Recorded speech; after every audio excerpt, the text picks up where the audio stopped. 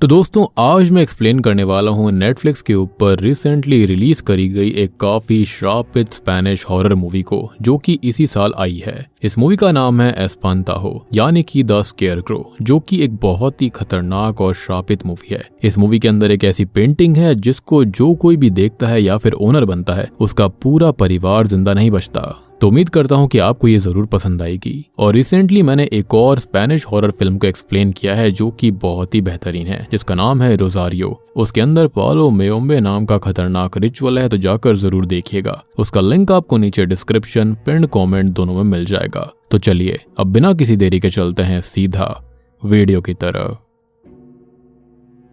Movie की शुरुआत में हमको एक परिवार दिखाया जाता है जिसके अंदर एक बूढ़ा व्यक्ति गुजर गया था और सभी परिवार वाले उस रूम के अंदर उस आदमी के साथ ही बैठे थे।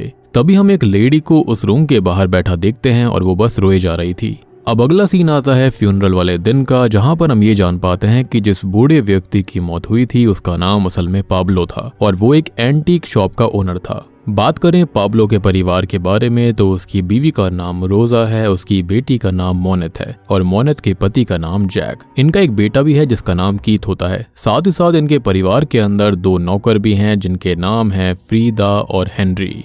खैर अब ये पाब्लो को दफनाने के लिए सिमेट्री पहुंचते हैं तो मोनेत को एपिलेप्सी सीजर्स आने लगते हैं और सभी उसको संभालते हैं। खैर अब जब मोनेत को होश आता है तो उसको एक शॉकिंग बात पता चलती है कि उसके पिता को उसकी गैरहाजिरी में ही दफनाना पड़ा था। यह सुनकर मोनेत को काफी दुख होता है क्योंकि वो अपने पिता को ठीक से अलविदा भी नहीं बोल पाई। अब सीन चेंज होता है जहाँ पर हम देखते हैं कि मोनेत को रात के समय एक काफी बुरा सपना आया था जिसके अंदर वो अपने पिता को देखती है और वो मोनेत को ये बोल रहे थे कि उसे घर के अंदर मत आने देना। अब अगली सुबह मोनेत रोजा को सारी बातें बताती है और यहाँ पर गौर करने वाली बात ये थी कि मोनेत और रोजा दोनों बहनें लग रही थी, जैसे कि उन दोनों के बीच में ज्यादा एज डिफरेंस हो ही ना।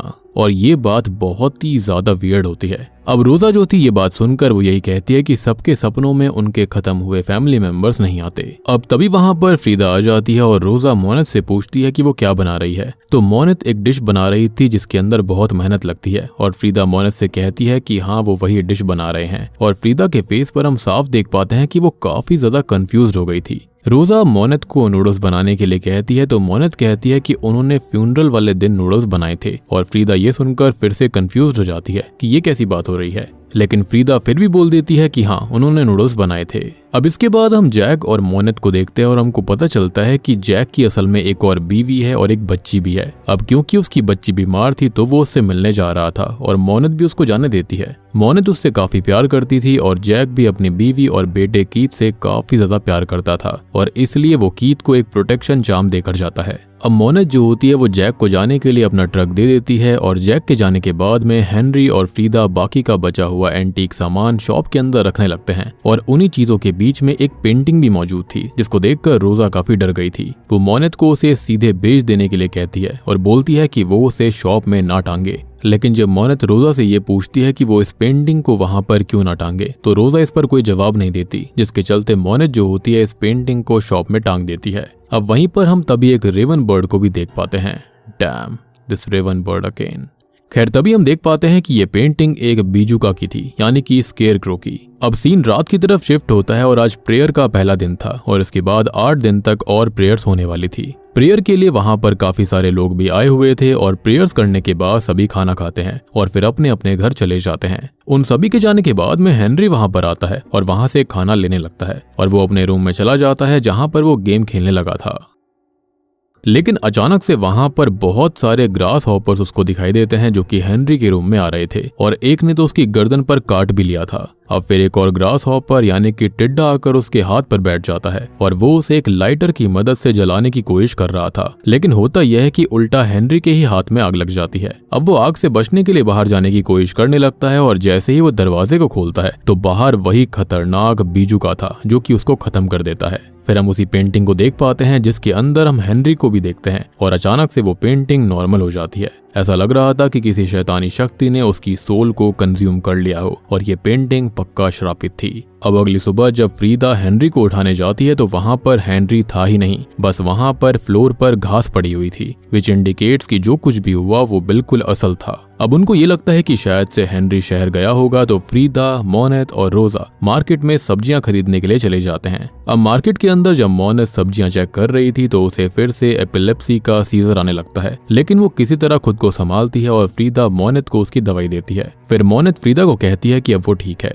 और वो फ्रीदा को शॉपिंग जारी रखने के लिए बोलती है। खैर फ्रीदा के जाने के बाद में रोजा आकर मोनेत को डांटने लगती है कि उसे अपनी दवाइयां टाइम पर लेनी होंगी, क्योंकि अगर मोनेत को कुछ हो गया तो कीथ का क्या होगा। अब मोनेत रोजा पर चिल्ला देती है और वो रोजा को चुप करने के लिए कहती है, और ये देखकर वहां की एक शॉपकीपर प्रे करने लगी थी। वो उसे देखकर काफी अजीब सा बर्ताव करती है। अब हो सकता है कि शायद से मोनेत का रोजा के लिए ऐसा बर्ताव देखकर उसे अच्छा नहीं लगा होगा। अब हम देखते हैं कि मोनेत, रोजा और फ्रीदा घर आ गए थे, लेकिन उनके घर पर कार से कोई आया हुआ था। घर में जाकर उनको पता चलता है कि वहां तो मोनेत की स्टेप मदर एडल और उनके बच्चे यानी कि मोनेत के स्टेप सिबलिंग्स एंडी और रॉय आए हुए थे। अब रोजा उनके यहाँ पर आने से खुश नहीं थी, क्योंकि ना तो वो तब आए जब पाब्लो बीमार था और ना ही तब आए थे जब पाब्लो को दफन करा गया। खैर अब एडल जो होती है अपने बच्चों के साथ वहीं पर रहने वाली थी, क्योंकि उसका ये कहना था कि वो घर उसका है। अब मैटर ये था कि रोजा असल में पाब्लो की दूसरी बीवी थी, और रोजा के घर आने के बाद हुआ ये था कि जब मोनेत पैदा हुई तो अडल जो थी वो अपने दोनों बच्चों को लेकर घर छोड़कर चली गई थी। खैर अडल को भी मोनेत और रोजा दोनों से ही नफरत है, और ये बात रोजा को अच्छे से पता थी, इसलिए वो मोनेत से उन तीनों को वहां से जाने के लिए बोलने के लिए कहती है। अब देखा जाए तो एंडी जो थी ना, उसको मोनेत से कोई दिक्कत नहीं थी, बल्कि वो तो मोनेत को अपनी स्टेप सिस्टर ही नहीं मानती थी। उसका तो ये कहना था कि मोनेत उसकी ब्लड सिस्टर है। यहाँ पर रॉय भी आ जाता है और वो एंडी को अपने साथ ले जाता है, और हम देख पाते हैं कि एंडी के फेस पर एलर्जी हो गई थी, क्योंकि वो शहर से है और गांव का एनवायरनमेंट उसे सूट नहीं कर रहा था। अब रात को फिर सभी लोग प्रेयर्स के लिए आते हैं, लेकिन अडल प्रेयर नहीं करती, और सब लोगों के जाने के बाद अडल मोनेत को बता देती है कि वो यहाँ पर क्यों आई है। असल में वो तो शहर से गांव के अंदर पाब्लो की जमीन को बेचने आई थी, और कल सुबह एक प्रॉपर्टी डीलर वहां आकर उनकी जमीन देखने वाला है। अब ये बात सुनकर रोजा अडल पर चिल्लाने लगती है कि वो 30 साल से गायब थी, और ना ही पाब्लो के आखिरी दिनों में उससे मिलने आई, और ना ही उसके फ्यूनरल पर मौजूद थी, और अब उसे अचानक से हिस्सा चाहिए, जमीन बेचनी है। खैर अब मोनेत जो होती है वो रोजा को चिल्लाने के लिए मना करती है, उसे चुप करवाती है, और तभी अडल जो होती है वो मोनेत से पूछती है कि वो क्या कह रही है, जिसके बाद में मोनेत ये कहती है कि कुछ नहीं। फिर हम मोनेत का एक नाइटमेयर देखते हैं, जिसके अंदर वो शॉप में सो रही थी और कोई बाहर से दस्तक दे रहा था। अब बाहर जाकर वो देखती है तो 2 बच्चे बाहर खड़े हुए थे और वो मोनेत के घर की तरफ पॉइंट कर रहे थे। मोनेत अपने घर में बहुत सारे लोगों को देखती है और फिर वो अचानक से जाग उठती है, लेकिन ये भी उसका सपना था,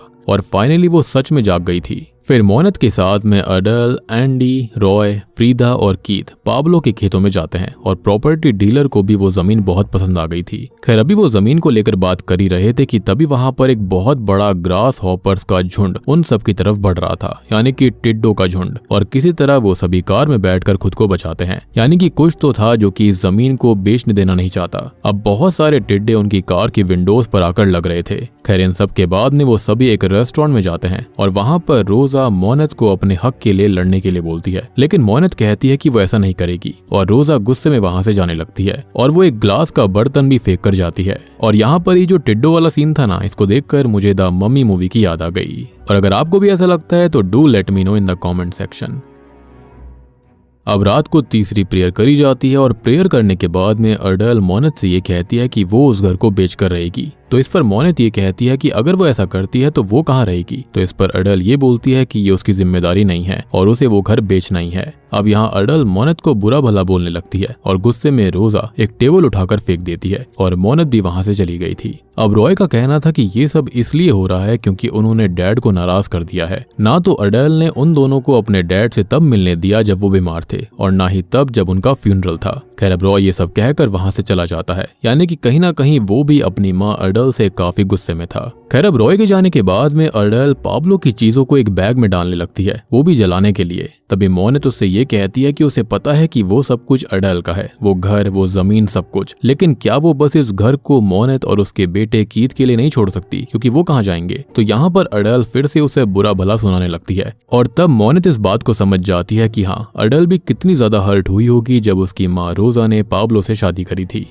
खैर अब बाहर बैठी रोजा का यही कहना था कि मोनेत की कोई गलती नहीं है और सारी गलती रोजा की ही है, और इसलिए अडल मोनेत के साथ ऐसा ना करे। जिसके बाद हम देखते हैं कि रोज बालकनी से बाहर देख रही होती है और उसे वहां पर वही रेवन बर्ड दिखाई देती है। जिसके बाद रॉय को दिखाया जाता है जो कि सोने जा रहा था और तभी उसे अपनी बैक पर कुछ फील होता है और वो अपनी कमर पर एक लीच को नोटिस करता है, यानी कि जोक को, और वहां पर पूरी सीलिंग पर जोक ही जोक थी, यानी कि लीचेस से भर गई थी और वो रॉय के ऊपर गिर रही होती हैं और एक तो उसके मुंह के अंदर भी चली जाती है, जो कि बहुत ही डिस्गस्टिंग सा सीन था। खैर अब बचने के लिए वो दरवाजे की तरफ भागता है और जैसे ही वो दरवाजा ओपन करता है तो बाहर उसका इंतजार वही खतरनाक बीजू का कर रहा था जो कि रॉय को खत्म कर देता है। और फिर हम उसी पेंटिंग के अंदर देखते हैं जहां पर अब हेनरी के साथ साथ रॉय भी आ चुका था और अब वो पेंटिंग फिर से नॉर्मल हो जाती है, जो कि मेरी इस बात को बिल्कुल सच साबित करता है कि ये पेंटिंग, ये जो स्केयरक्रो खतरनाक डीमन वाला है, वो पक्का लोगों की सोल्स को चुरा रहा था। खैर अगली सुबह मोनेट जो होती है वो शॉप को ओपन करके अपने पति जैक को कॉल करती है और हमको पता चलता है कि जैक तो झूठ बोल रहा था कि उसकी बेटी बीमार है, क्योंकि वो तो अपने ऑफिस में था और वो अभी भी झूठ ही बोल रहा था। वो मोनेट से कहता है कि वो जल्दी ही घर लौट आएगा। खैर अभी मोनेट बात कर ही रही होती है कि तभी उसे ऊपर से अडल की आवाज आती है और जब मोनेट ऊपर जाती है तो अडल मोनेट को बुरा भला बोल रही थी।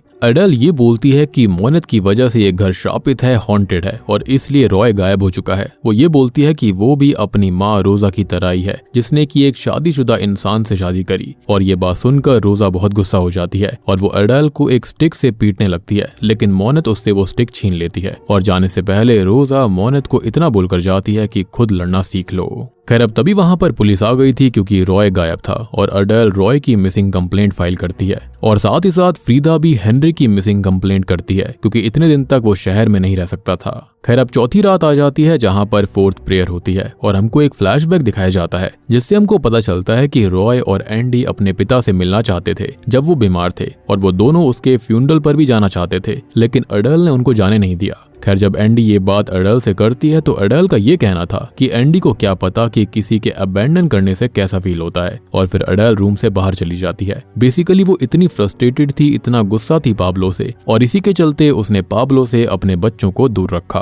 अब अडल के रूम के बाहर जाते ही रूम का दरवाजा खुद पे खुद बंद हो गया था और एंडी देखती है कि जहाँ जहाँ उसकी बॉडी पर एलर्जी हुई थी वहां से कीड़े निकल रहे थे। खैर एंडी इससे बहुत डर जाती है और वो मदद के लिए चिल्लाती है, लेकिन दरवाजा नहीं खुलता तो अडल भी हेल्प के लिए चिल्लाने लगती है। लेकिन जब तक एंडी की हेल्प के लिए वहां पर आया जाता है इतने में ही उस स्केयरक्रो ने एंडी को भी खत्म कर दिया था और जब सभी रूम के अंदर जाते हैं तो रूम के अंदर कोई भी नहीं था और फ्लोर पर बस घास पड़ी हुई थी। और तभी ऑब्वियसली उस श्रापित पेंटिंग के अंदर अब हम एंडी को भी देख पाते हैं जो कि हेनरी और रॉय के साथ थी, यानी कि उसकी भी सोल को कंज्यूम कर लिया गया। मीनवाइल रोजा को घर के अंदर किसी की प्रेजेंस, किसी की मौजूदगी फील हो रही थी तो वो नीचे जाती है उस पेंटिंग को खत्म करने के लिए और रास्ते में फ्रीदा फ्लोर पर क्लीनिंग पाउडर डाल रही थी जिस पर रोजा के फुटप्रिंट छप जाते हैं। अब शायद फ्रीदा का ध्यान रोजा पर नहीं गया क्योंकि वो फुटप्रिंट्स देखकर काफी डर गई थी और जल्दी से वो वहां से भागने लगती है। खैर उसके जाने के बाद रोजा एक सीजर की हेल्प से उस पेंटिंग को फाड़ डालती है और वहां से जाने लगती है, लेकिन जैसे ही वो कुछ कदम आगे बढ़ाती है एक लाइट सी चमकती है और रोजा देखती है कि वो पेंटिंग ठीक हो गई थी और ये देखकर रोजा काफी घबरा जाती है। खैर अब अगली रात आती है यानी कि 5th नाइट वाली प्रेयर होती है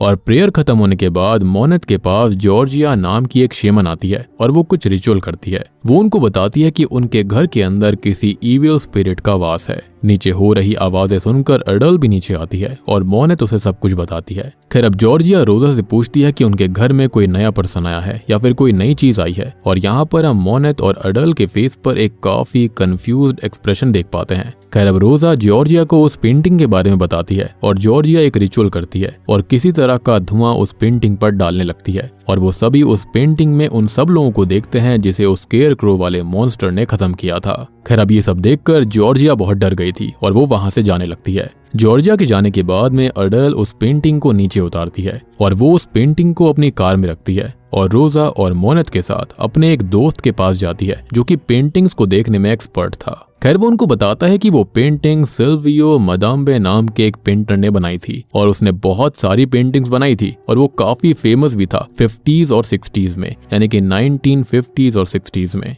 मीनवाइल हम देख पाते हैं कि घर के अंदर फ्रीदा और कीत अकेले थे और जैसे ही फ्रीदा कीत को सुलाकर नीचे जाती है तो वहां की लाइट अपने आप चली गई थी और उसे नीचे 2 बच्चों के भूत दिखते हैं और फिर अचानक से लाइट आ जाती है और वो बच्चे भी वहां से गायब हो गए थे। लेकिन जब फ्रीदा कीथ के रूम की तरफ जाती है तो दरवाजा अपने आप ही बंद हो गया था। उधर प्रोफेसर उन तीनों को बताता है कि धीरे धीरे सिल्वियो की पेंटिंग्स क्रीपी होती गई थी और फिर एक दिन सिल्वियो की मौत हो गई। तभी उधर वो खतरनाक बीजुका कीथ को मारने की कोशिश कर रहा था, लेकिन वो कीथ को उस लॉकेट की वजह से हर्ट नहीं कर पाता जो कि उसे उसके पिता ने दिया था। तभी बाहर फ्रीदा को ढेर सारे भूत दिखने लगते हैं और वो उनसे बचती हुई यहाँ से वहां भाग रही थी। मीनवाइल प्रोफेसर उनको असली बात बताता है कि सिल्वियो की एक इंस्पिरेशन थी जो कि एक लड़की थी, लेकिन सिल्वियो उसे बहुत प्यार करता था और एक दिन सिल्वियो ने उसके साथ जबरदस्ती करने की कोशिश करी, जिसके चलते वो लड़की वहां से भाग गई। फिर उसके जाने के बाद में सिल्वियो बहुत सारी लड़कियों के साथ तो रहा, लेकिन उन्होंने उसे वो इंस्पिरेशन नहीं दी जो कि उसे उस जवान लड़की से मिली थी।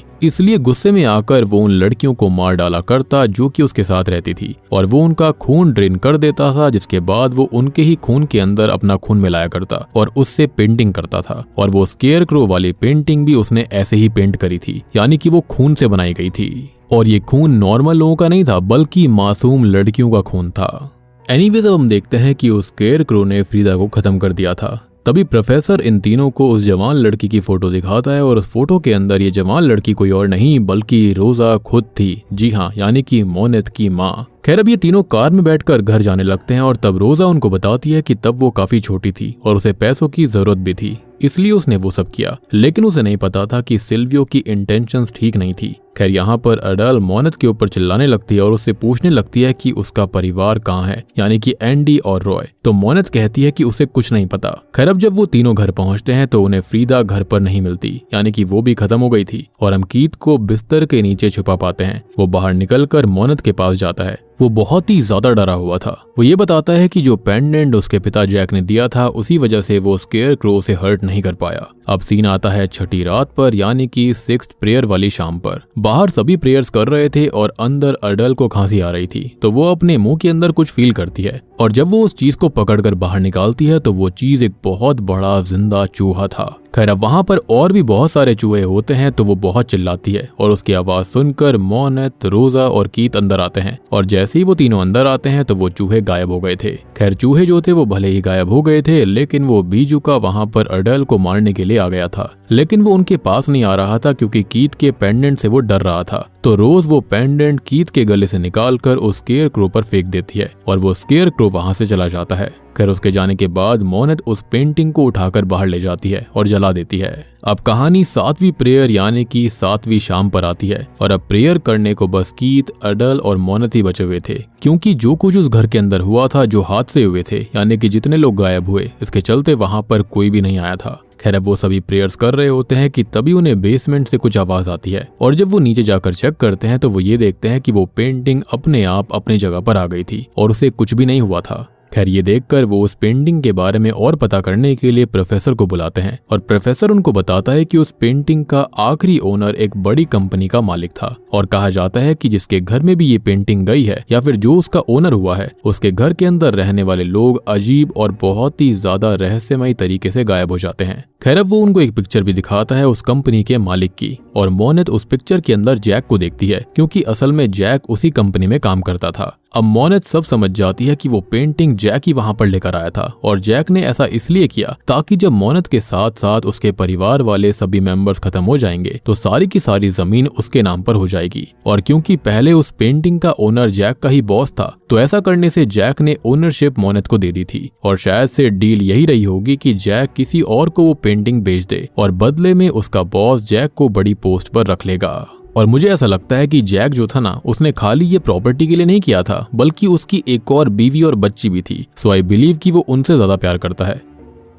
खैर अब ये जानने के बाद मोनेथ कीथ को लेकर अडल और रोजा के साथ जॉर्जिया के पास जाते हैं और वो उसे जैक का दिया पेंडेंट दिखाते हैं और जॉर्जिया बताती है कि वो पेंडेंट असल में रेड सॉइल से बनी है, जो कि इविल स्पिरिट से प्रोटेक्शन करती है और कोई कीथ को बचाना चाहता है। यहाँ पर हम फिर से उस रेवन बर्ड को देख पाते हैं। जॉर्जिया बताती है कि वो उसका पेट क्रो है और उनके परिवार पर स्टार्टिंग से नजर रख रही है। खैर अब वो रेवन ही उन्हें रेड सॉइल तक लेकर जाएगा, जिससे कि वो लोग उनके लिए भी प्रोटेक्शन पेंडेंट बना पाएंगे। खैर वो रोजा को 3 पेंडेंट बनाकर देती है, तो मोनेट कहती है कि उन्हें 4 चाहिए, तो जॉर्जिया कहती है कि रोजा को पेंडेंट की जरूरत नहीं है। और यहाँ पर आता है इस कहानी का सबसे बड़ा ट्विस्ट। असल में रोजा जिंदा थी ही नहीं, जी हाँ वो खत्म हो चुकी है, और इस पूरे टाइम जिसको हम देख रहे थे वो असल में रोजा की स्पिरिट थी। तो यहाँ पर मोनेट और जॉर्जिया दोनों ही गोस्ट और स्पिरिट्स को देख सकती थी। और सबसे बड़ी बात की शुरुआत से लेकर आपने अभी तक नोटिस करा होगा कि मोनेट जब भी बात करा करती थी अकेले में, तो हर कोई उसको देखकर कंफ्यूज्ड हो जाया करता था। जैसे कि वो शॉपकीपर, स्टार्टिंग में फ्रीदा, बाद में अडेल, हर कोई यही सोच रहा था कि मोनेट बात किससे करती है, क्योंकि वो लोग रोजा की स्पिरिट को नहीं देख सकते थे। और जब जॉर्जिया उनके घर में पहली बार आई थी तो वो देखते ही रोजा को समझ गई थी कि वो स्पिरिट है। खैर अब जॉर्जिया रोजा की स्पिरिट से पूछती है कि उसने आखिरी बार सिल्वियो को कब देखा था, तो रोजा बताती है कि उसने 20 साल पहले उसको देखा था, जब वो मोनेट को स्कूल से पिक करने गई थी। और जब वो मोनेट को पिक करके घर जा रही थी तब वहां पर उसने कार में सिल्वियो को देखा था, जो कि उन दोनों का पीछा करने लगा। लेकिन अचानक से उसकी कार की ब्रेक्स फेल हो गई थी और इसी वजह से रोजा उस कार से टकरा गई थी और मारी गई। लेकिन मोनेट को उस हादसे के बाद एपिलेप्सी के सीजर्स आने लगे और मोनेट खुद का ख्याल नहीं रख सकती थी, तो इसलिए रोजा की स्पिरिट यहाँ पर रहने पर बाउंड हो गई थी और वो तब से उसके साथ है। और अभी हमको पता चला कि क्यों फ्रीदा बार बार कंफ्यूज्ड हो रही थी और क्यों शॉपकीपर प्रे भी कर रही थी, क्योंकि वो समझ गए थे कि भैया हाँ यहाँ पर तो खतरनाक स्पिरिट का मामला चल रहा है। और अब आपको एक बात भी समझ में आई होगी कि रॉय ऐसा क्यों बोल रहा था कि ये सब इसलिए हो रहा है क्योंकि शायद से उसके पिता पाब्लो नाराज हैं, क्योंकि उसने उस दिन टेबल अपने आप गिरते हुए देखी।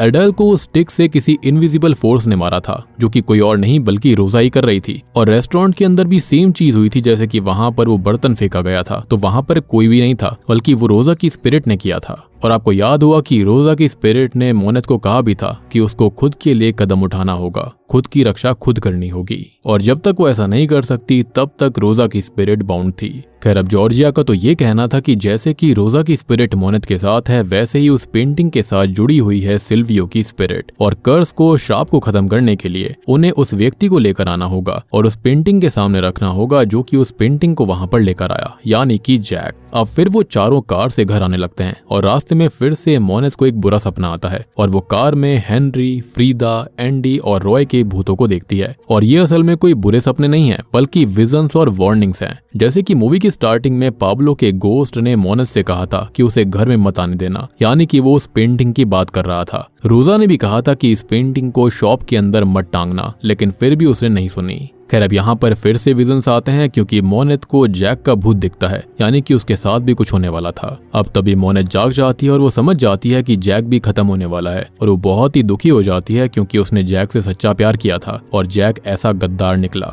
यहाँ पर मोनेट को फिर से एपिलेप्सी सीजर्स आने लगते हैं और तभी सीन जैक पर शिफ्ट होता है, जहाँ पर उसे कीथ ने टेक्स्ट करके ये बताया था कि मोनेट अब जिंदा नहीं रही। और अब बिना देर किए जैक अगले ही पल मोनेट के घर जाता है और वहाँ पर वो देखता है कि मोनेट तो जिंदा थी, और इससे पहले वो कुछ कर पाता, पीछे से एडल आकर जैक को बेहोश कर देती है, यानी कि ये इन सब की प्लानिंग थी। जब जैक को होश आता है तो रात हो गई थी और जैक एक चेयर से बंधा हुआ था। अब दूसरे रूम में मोनेट, एडल और कीथ प्रेयर्स कर रहे थे, और प्रेयर खत्म होने के बाद मोनेट उन दोनों को कार में जाने के लिए कहती है और फिर वो जैक के पास जाती है और पेंटिंग से कपड़ा हटाती है, और उस पेंटिंग को देखकर जैक बहुत डर गया था। यहाँ पर जैक बार बार बोल रहा था कि वो उससे सच्चा प्यार करता है, लेकिन मोनेट कहती है कि वो हमेशा से बस उसकी जमीन और घर के ही लालच में था और वो इसलिए उसके साथ था। ये बोलकर वो नीचे चली जाती है। लेकिन यहाँ पर एक वियर्ड बात शायद ये भी थी कि शायद से कीथ से वो प्यार करता था, क्योंकि उसने उसको वो लॉकेट ला कर दिया था। खैर अब मोनेट के जाने के बाद में उन सभी लोगों की स्पिरिट, सभी लोगों के भूत उस रूम में आ जाते हैं जिन्हें उस स्केयरक्रो ने खत्म किया था।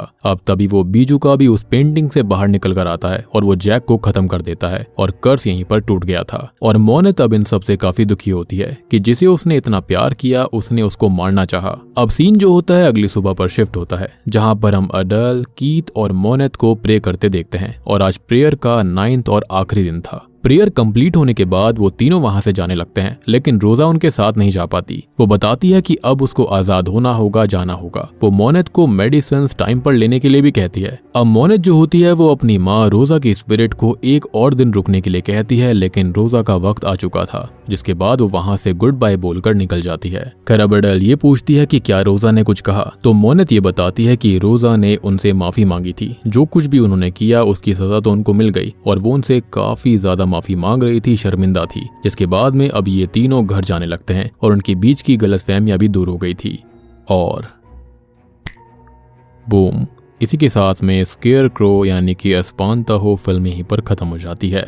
तो दोस्तों ये थी इस फिल्म की कहानी। अब देखो यहाँ पर ये जो स्केयरक्रो की स्पिरिट थी ना, वो सिल्वियो की ही इविल स्पिरिट थी, जिसने मेरे ख्याल से खत्म होने के बाद ऐसा जुनून बना लिया था कि वो यहाँ पर रोजा को पाकर रहेगा। और मुझे ऐसा लगता है कि रोजा जो थी ना, उसकी स्पिरिट भी इसी वजह से यहाँ पर टिकी हुई थी, क्योंकि कहीं ना कहीं उसका भी खून पक्का उस पेंटिंग के अंदर मौजूद होगा। यहाँ पर सिल्वियो ने जैसे भी ये चीज करी हो, लेकिन उसने कुछ तो किया था जिसके चलते रोजा की स्पिरिट अपनी बेटी और सिल्वियो के चलते अटक गई थी। और मुझे लगता है कि रोजा की स्पिरिट यहाँ पर इसलिए भी थी ताकि वो अपनी बेटी को इस कर्ज से बचा पाएगी। और हम जानते हैं कि सिल्वियो बिल्कुल पागल हो चुका था, उसको हमेशा से रोजा चाहिए थी, जिसके चलते ये पेंटिंग किसी न किसी तरह से मोनेट और रोजा तक पहुंच गई थी। और इस पेंटिंग के हिसाब से हमें ऐसा लगता है कि स्केयरक्रो ने बहुत सारे लोगों को खत्म किया था, क्योंकि उस पेंटिंग के अंदर ढेर सारे गोस्ट वगैरह थे। और सबसे बड़ी बात कि ये पेंटिंग अभी भी खत्म नहीं हुई है, खाली ये कर्ज रुक गया है। तो आगे अगर ये पेंटिंग किसी और के पास जाती है या फिर कोई इसका ओनर बनता है, तो आगे और भी मौतें होने वाली हैं। आई पर्सनली बिलीव कि जो सिल्वियो था ना, उसने पक्का बहुत ही ज्यादा आक्रोश में आकर, बहुत ही ज्यादा सदमे में आकर ऐसा कुछ कदम उठाया होगा, जिसके चलते उसने ऐसा कुछ कर दिया कि उसने खुद को इसी पेंटिंग के अंदर कैद कर दिया था, ताकि वो किसी न किसी तरह से रोजा की स्पिरिट तक या फिर उनके परिवार तक पहुंच जाए। और बेसिकली वो बहुत ही ज्यादा क्रूएल इंसान था, लोगों को मारना उसका शौक हो गया था, जिसके चलते ही वो ऐसा कर रहा था। तो उम्मीद करता हूँ कि अब आपको ये फिल्म समझ में आ गई होगी। इन केस आपने रोजारियो फिल्म का एक्सप्लेनेशन मिस कर दिया है, जाकर देख लीजिए, काफी बेहतरीन मूवी है, बहुत ही खतरनाक रिचुअल भी है उसके अंदर। रोजारियो एक्सप्लेनेशन का लिंक आपको नीचे डिस्क्रिप्शन, पिन कमेंट दोनों में मिल जाएगा। तो वीडियो अच्छी लगी है तो लाइक कर दीजिए, चैनल के ऊपर नए हो तो सब्सक्राइब कर लेना। तो मैं आप सबको मिलता हूँ अगली वीडियो के साथ में, तब तक के लिए